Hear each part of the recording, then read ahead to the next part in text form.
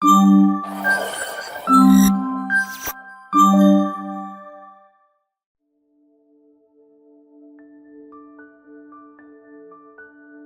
Myung merasa frustasi dan bingung saat berada di dekat kolam ilahi, yang awalnya tampak seperti tempat yang penuh dengan keindahan dan kedamaian.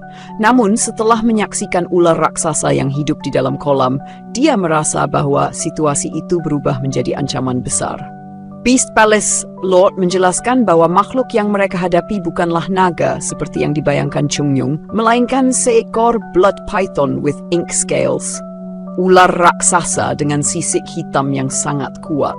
Ular tersebut sangat besar dan bahkan memiliki kekuatan yang cukup untuk merobek tanah dengan ekornya. Namun, Beast Palace Lord menjelaskan bahwa ular itu lebih mirip tetangga yang tidak ingin berinteraksi dengan mereka, sehingga mereka seharusnya tidak perlu khawatir untuk melawannya, kecuali jika mereka mencoba untuk mengambil rumput kayu ungu yang tumbuh di sekitar kolam. Akan menyerang siapapun yang mendekat, yang menjelaskan mengapa mereka tidak dapat masuk begitu saja. Meski begitu, Chung Myung tampaknya tidak merasa terintimidasi oleh ancaman tersebut. Dia bersikap santai, bahkan menganggap situasi ini agak konyol, dan berusaha mencari humor dengan membicarakan kemungkinan menjadikan ular tersebut sebagai makanan. Baek Cheon, yang khawatir akan keselamatan mereka, mengingatkan Chung Myung bahwa jika terjadi pertarungan dengan ular itu, rumput kayu ungu yang mereka cari bisa rusak.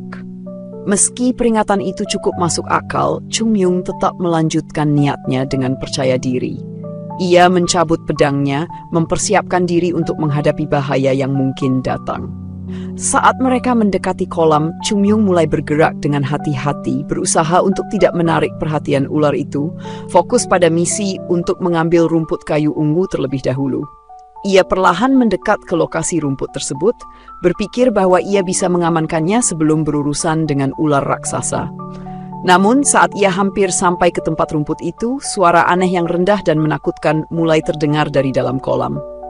Tiba-tiba, ular besar itu muncul dari permukaan dan menghadapinya, dengan sisik hitam yang mengkilap dan mata merah yang tajam menatapnya.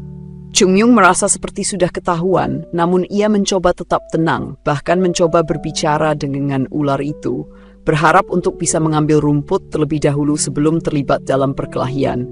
Namun, tidak seperti yang ia harapkan, ular itu tidak menunggu dan langsung menyerang dengan cepat. Ular tersebut bergerak dengan kecepatan luar biasa, dan Chung Myung hanya sempat menghindar dari serangannya. Dalam sekejap, ia menyadari bahwa mencoba berbicara dengan ular itu adalah keputusan yang bodoh, dan segera berlari secepat mungkin untuk menghindari serangan mematikan yang datang begitu cepat dari makhluk tersebut. Chung Myung mencoba menyerang ular raksasa yang menghalangi jalannya menuju rumput kayu ungu, namun pedangnya hancur saat menyentuh sisik keras ular tersebut. Meski ia menggunakan ki untuk meningkatkan kekuatannya, serangan itu tetap tidak membekas di tubuh ular. Ular tersebut tidak terpengaruh, mulai menyerang balik dengan sangat cepat. Setelah menghindari serangan mulut ular, Chung Myung tertangkap oleh ekor ular yang meluncur cepat, melemparkannya ke udara dan menjatuhkannya ke tanah. Para murid dan penguasa istana yang menyaksikan kejadian itu mengira dia sudah mati. Namun Chung Myung dengan penuh semangat tiba-tiba melompat keluar dari lubang tempat dia jatuh, masih hidup. Meskipun terluka, dia bertekad untuk tidak menyerah dan berteriak bahwa dia akan terus berjuang, meskipun pedangnya dan cinya tidak efektif. Chung Myung merasa sangat dipermalukan setelah pertarungannya dengan ular raksasa, dan dengan frustrasi ia meludah untuk menghilangkan rasa jijiknya. Setiap kali ia meludah, darah terus mengalir dari hidungnya, menambah rasa tidak nyaman yang dia rasakan. Yu Yi-seol yang menyaksikan kejadian tersebut, dengan sabar mengambil sapu tangan dan mencoba membersihkan hidungnya. Meskipun terlihat seperti tindakan perhatian, Chung Myung tidak menyukainya, dan ekspresinya menunjukkan ketidakpuasannya. Sementara itu, Tuan Istana Binatang memberikan penjelasan lebih lanjut ular tersebut, python darah berskala tinta, yang merupakan makhluk roh paling berbahaya di Yunan. Meskipun memiliki kepribadian yang lembut, ular itu sangat protektif terhadap wilayahnya dan akan menyerang siapa saja yang mencoba memasuki daerah tersebut, menyebabkan kerusakan besar. Untuk mendapatkan ramuan yang dibutuhkan, mereka harus mengalahkan ular tersebut. karena makhluk itu tidak akan membiarkan siapapun menyentuh wilayahnya, bahkan satu batu sekalipun. Baekjeon yang melihat situasi tersebut mengusulkan agar mereka menyerah karena senjata mereka tidak bisa melukai ular itu, dan mereka harus menghadapi kenyataan bahwa mereka hampir tidak memiliki cara untuk menang melawan makhluk tersebut. Namun, Chung Myung menolak dengan keras. Ia merasa bahwa meskipun kekuatannya saat ini tidak cukup, ia tidak akan menyerah. Dengan tekad yang kuat, ia memutuskan untuk kembali ke Istana Binatang dan berlatih lebih keras untuk meningkatkan kekuatannya. Sebelumnya, dia mungkin dapat mengalahkan ular itu dengan mudah, tetapi saat ini dia belum kembali ke tingkat kekuatannya yang dulu. Namun, dia yakin bahwa dengan lebih banyak latihan, dia bisa melakukannya. Sesampainya di Istana Binatang, Chung Myung segera membuka 2 kotak kayu yang ada di depannya. Kotak pertama berisi pil vitalitas jiwa yang dia curi dari Hyun Jong. Pil ini berfungsi untuk meningkatkan ki internal dan menyembuhkan tubuh dari kerusakan, memberikan kekuatan vital yang sangat dibutuhkan untuk bertahan dalam pertempuran. Kotak kedua lebih kecil dan lebih mewah, dan ketika dibuka, bau busuk langsung menyebar ke ruangan. Di dalamnya terdapat pil racun surgawi, sebuah pil legendaris dari warisan keluarga Tang. Pil ini terkenal di dunia alkimia karena kemampuannya untuk memberikan ketahanan terhadap racun dan meningkatkan ki internal secara signifikan. Meskipun pil ini memiliki bau yang tidak menyenangkan, efeknya sangat kuat, memberikan ketahanan terhadap racun dan membantu memulihkan kerusakan tubuh. Pil ini sangat diperlukan bagi Chung Myung untuk menghadapi makhluk roh dan ancaman lainnya yang akan datang. Dengan kedua pil itu, Chung Myung berharap bisa memperbaiki kekuatannya dan siap menghadapi tantangan besar yang menantinya. Dia sadar bahwa untuk menjadi lebih kuat, ia harus melalui proses latihan yang keras dan berkelanjutan, karena saat ini dia masih jauh dari kemampuan masa lalunya yang hebat. Chung Myung memegang botol kecil jiok putih yang ditemukan di kotak ketiga, yang berisi racun legendaris bernama air mata kecantikan. Meskipun aroma manis dan menyegarkan dari botol itu menggoda, ia tahu betul bahwa racun itu sangat berbahaya. Kenangan masa lalu muncul di benaknya, mengingatkan pada percakapan dengan Tang Bo yang menjelaskan bahwa air mata kecantikan adalah campuran berbagai racun dari makhluk beracun yang dapat menyimpan ki dalam tubuh mereka. Racun ini, meskipun terlihat berbahaya, ternyata memiliki potensi luar biasa, dapat memurnikan tubuh dan meningkatkan ki dalam jumlah besar, bahkan lebih efektif dari pil lainnya. Tang Bo menceritakan bahwa meskipun percobaan pertama untuk menyerap racun itu gagal dan menyebabkan kematian, para ahli akhirnya menemukan bahwa dengan menerima racun tersebut ke dalam tubuh, seseorang bisa memperoleh ki yang sangat bersih. Namun, meskipun racun ini bisa memurnikan tubuh, Tang Bo sendiri tidak tahu bagaimana tepatnya hal itu bekerja. Setelah mengingat kembali percakapan itu dan peringatan dari masa lalu, Chung Myung merasa bingung apakah ia harus meminum racun tersebut atau tidak. Ketika dia mengingat kenangan lucu dan konyol dengan Tang Bo, dia merasakan ketegangan yang muncul kembali dari masa lalu, membuatnya mempertanyakan apakah ia siap untuk menghadapi risiko besar dengan meminum racun itu. Chung Myung akhirnya memutuskan untuk meminum air mata kecantikan, meskipun dia tahu risikonya sangat besar. Racun ini dikatakan mampu meningkatkan ki dengan cara yang sangat berbahaya, dan Tang Bo telah memberitahunya bahwa meskipun racun ini bisa memurnikan ki, efeknya bisa sangat berbahaya jika tidak ditangani dengan benar. Setelah meminum pil vitalitas jiwa dan pil racun surgawi, dia merasakan panas dalam tubuhnya, namun tidak ada reaksi langsung yang mengkhawatirkan. Namun saat dia meminum air mata kecantikan, racun ki mulai menyebar dengan cepat ke seluruh tubuhnya.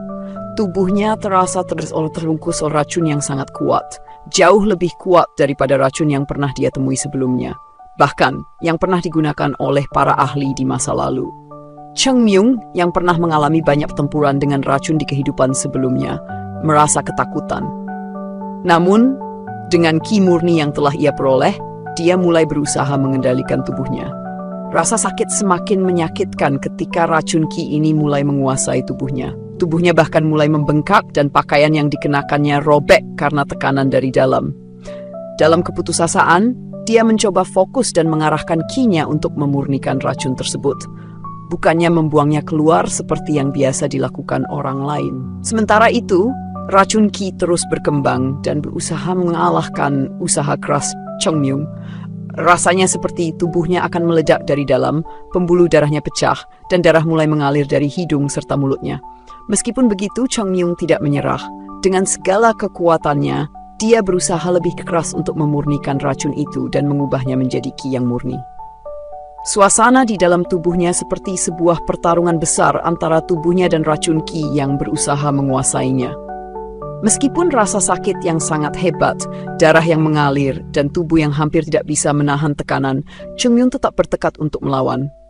Dia tahu bahwa ini adalah kesempatan langka untuk menguasai Qi yang lebih kuat, dan jika dia berhasil, ini akan memberinya kekuatan yang sangat besar. Namun, jika dia gagal, kematiannya hampir pasti. Para murid Gunung Hua yang berada di luar kamar Cheng Myung mulai merasa cemas dan merasakan ada yang aneh. Jogul, yang penasaran, mengusulkan untuk mengintip ke dalam, meskipun mereka diperintahkan untuk tidak masuk. Baekchon menyetujui dan memberi izin, namun mereka semua terdiam sejenak karena merasa tidak nyaman. Ketika Jogul mengintip melalui jendela, dia terkejut dan segera memberitahu Baekchon bahwa mereka harus melarikan diri. Namun, sebelum mereka sempat bertanya mengapa, seluruh istana mulai bergetar hebat. Tiba-tiba, ledakan besar menghancurkan sisi istana, diikuti dengan munculnya pusaran hitam yang sangat besar, yang menyedot segala sesuatu di sekitarnya. Angin pusaran itu begitu kuat sehingga bahkan tubuh Jogul mulai terangkat. Para murid berusaha menariknya kembali, tetapi angin itu terlalu kuat, dan mereka pun mulai terlempar. Saat pusaran berubah menjadi cahaya putih, semuanya semakin gawat. Di tengah kekacauan terlihat dengan tenang sedang mengolah Qi dan tidak terpengaruh oleh kerusakan yang terjadi. Qi yang dilepaskan menghancurkan bangunan sekitar, dan meskipun murid-murid Gunung Hua terhempas, Cheng Myung tampak sangat bahagia dengan hasil yang dicapainya. Setelah keadaan mulai tenang, Cheng Myung dengan penuh semangat mengumumkan bahwa kini saatnya untuk menangkap bajingan ular itu. Namun, murid-murid Gunung Hua justru merasa terjebak dalam kekacauan yang disebabkan olehnya. Baekchon sangat marah melihat Cheng Myung yang hanya mengenakan pakaian dalam, memperlihatkan tubuhnya secara terbuka di depan mereka, yang membuatnya merasa sangat canggung, terutama karena ada Yu Yisol di sana. Meskipun Cheng Myung masih mengenakan kain penutup tubuh, dia tetap terlihat tidak memedulikan situasi. Baekchon dengan khawatir memikirkan bagaimana pandangan Yu Yisol akan tercemar oleh pemandangan itu. Meskipun Yu Yisol tampak tenang dan hanya memberinya selembar kain untuk dipakai. Setelah mengenakan pakaian yang diberikan oleh Yu Yisol, Cheng Myung melangkah maju dengan semangat untuk menangkap bajingan ular. Namun situasi segera berubah ketika para prajurit Istana Binatang muncul. Mereka datang dengan wajah marah, memaki Cheng Myung karena kerusakan besar yang terjadi di sekitar mereka. Para prajurit mengklaim bahwa Cheng Myung telah menyebabkan kehancuran dengan menciptakan angin puting beliung besar yang menghancurkan bangunan mereka. Cheng Myung yang sama sekali tidak merasa bersalah malah membantah tuduhan itu dengan santai, mempertanyakan apakah mungkin manusia dapat menciptakan angin sebesar itu. Dia bahkan mempertanyakan apakah para prajurit waras jika berani menghajarnya setelah kejadian tersebut. Para prajurit yang awalnya marah mulai ragu dan bingung dengan penjelasan Cheng Myung yang logis meskipun terdengar seperti kebohongan. Situasi semakin tegang ketika Lord Istana Binatang muncul di tempat kejadian. Dengan langkah berat, tanah bergetar setiap kali kakinya menyentuhnya, menunjukkan kekuatan luar biasa yang dimilikinya. Saat dia mendekati Cheng Myung, semua orang, termasuk para prajurit dan murid-murid Gunung Hua, membungkuk menghormatinya. Lord Istana Binatang memandang Cheng Myung dengan marah. Suara erangan terdengar saat dia bertanya apakah Cheng Myung yang menyebabkan kerusakan itu. Cheng Myung dengan sikap tenang mengaku bahwa kekuatan Qi-nya sedikit meningkat, tetapi tidak menyebutkan lebih jauh tentang kekuatan yang sebenarnya menyebabkan kehancuran itu. Beast Palace Lord sangat terkejut mendengar penjelasan Cheng Myung dan mulai tertawa keras, memukul bahunya dengan penuh kegembiraan, bahkan meskipun Cheng Myung merasa sakit setiap kali dia dipukul. Namun, Beast Palace Lord segera menarik Cheng Myung ke atas dan menganggap peristiwa tersebut sebagai sesuatu yang patut dirayakan, bukan dihukum. Meskipun para prajurit berusaha menentang ini, Beast Palace Lord dengan tegas menegaskan bahwa tamu mereka tidak boleh dihukum. Sementara itu, Chong Myung terus menggoda prajurit dengan sikapnya yang nakal, yang membuat mereka semakin kesal. Setelah itu, Beast Palace Lord dan Chong Myung berbicara tentang menangkap ular yang mereka sebut sebagai python darah berskala tinta. Meskipun para prajurit merasa tidak nyaman dengan sikap mereka, Lord Istana dan Chong Myung tampaknya semakin menikmati situasi tersebut. Chong Myung kemudian berbicara dengan Baekjeon mengenai pertumbuhannya yang cepat dalam mengendalikan ki internalnya yang meskipun berisiko memberinya kekuatan untuk menghadapi ancaman besar. Baekjeon merasa cemas, tidak tahu apakah ia harus khawatir dengan pertumbuhan kekuatan Chong Myung yang luar biasa atau merasa terkejut oleh kemampuannya. Namun, Chong Myung tetap tidak terpengaruh dan melanjutkan rencananya untuk menangkap ular. Chong Myung dan ular besar saling bergegas menuju satu sama lain dengan kecepatan luar biasa, membelah air di sekitar mereka. Chong Myung dengan percaya diri menggunakan teknik terbang di atas air, sebuah gerakan kaki tingkat tinggi yang memungkinkan pengguna untuk berlari di atas air tanpa tenggelam yang memerlukan kekuatan luar biasa. Para murid Gunung Hua, termasuk Baekjeon, terkejut melihatnya, mengingat bahwa teknik ini jarang digunakan kecuali oleh master. Meskipun Chong Myung tidak memiliki pedang, dia tetap berani melawan ular itu. Meskipun pertarungan ini sangat berbeda dengan pertarungan biasa antar pendekar pedang. Ular dengan sisik hitamnya yang keras bisa menghalangi kekuatan pedangnya, sehingga kunci untuk menang adalah mengetahui apakah pedang itu dapat menembus sisik ular. Chong Myung melompat dan menyerang kepala ular dengan pedangnya, yang mulai bersinar dengan ki ungu yang lebih kuat. Setiap serangan menghantam tubuh ular yang kini menunjukkan reaksi kesakitan, berputar-putar dalam penderitaan. Meskipun pedangnya patah, Chong Myung terus bertarung dengan gigih, mencengkeram sisik ular dan mengayunkan pedangnya dengan penuh kekuatan. Ular itu yang sebelumnya tidak menunjukkan tanda-tanda kalah, kini mulai memutar tubuhnya kesakitan, memperlihatkan tanda-tanda kelemahan yang tidak pernah terlihat sebelumnya. Chong Myung terus bertarung dengan ular besar meskipun tangannya terluka oleh sisik tajam. Dengan mengalirkan ki ke tangannya, ia memperkuat cengkeramannya dan melanjutkan serangan dengan lebih keras. Setiap kali pedangnya menyentuh tubuh ular, ular itu terhuyung dan menunjukkan tanda-tanda kesakitan. Ukuran besar ular yang sebelumnya menjadi kelebihan, kini berubah menjadi kelemahan karena kesulitan bergerak cepat. Chong Myung terus bertahan menghadapi ular besar dengan penuh keberanian. Meskipun serangannya menimbulkan kerusakan di sekitarnya, ia tetap fokus untuk mengatasi lawan. Saat mata ular mulai bersinar merah, ia menunjukkan tanda perlawanan yang semakin agresif dengan menyerang tanah, menciptakan kawah besar. Namun, Chong Myung berhasil menghentikan serangan itu sebelum merusak lokasi tumbuhnya tanaman penting. Dengan kekuatan yang luar biasa, ia memutar tubuh ular itu dan melemparkannya ke danau. Walau tubuhnya terasa kelelahan, semangatnya tidak goyah. Ular itu muncul kembali dari danau. Kali ini dengan sikap yang lebih ganas memperlihatkan sisiknya yang tampak lebih tebal sebagai perlindungan. Dengan tubuh besar yang mendominasi pemandangan, ular tersebut menyerang dengan semangat membara. Meski menghadapi situasi yang penuh tekanan, Chong Myung tetap tenang dan bersikap waspada. Chong Myung bertarung dengan penuh semangat melawan makhluk raksasa, mengerahkan kekuatannya untuk melancarkan teknik serangan berbentuk kelopak bunga yang kuat dan indah. Serangan itu berhasil melukai makhluk tersebut dengan serius, membuatnya mundur ke dalam air untuk menyelamatkan diri. Meskipun murid-murid lainnya bersorak atas keberhasilan Chong Myung, ia merasa tidak puas karena makhluk itu melarikan diri. Dengan tekad yang kuat, ia memutuskan untuk mengejarnya ke dalam air, meskipun para murid mencoba menghentikannya. Pada akhirnya Chong Myung masuk ke dalam air, meninggalkan teman-temannya yang hanya bisa berharap dia kembali dengan selamat. Demikian rekap video kita kali ini.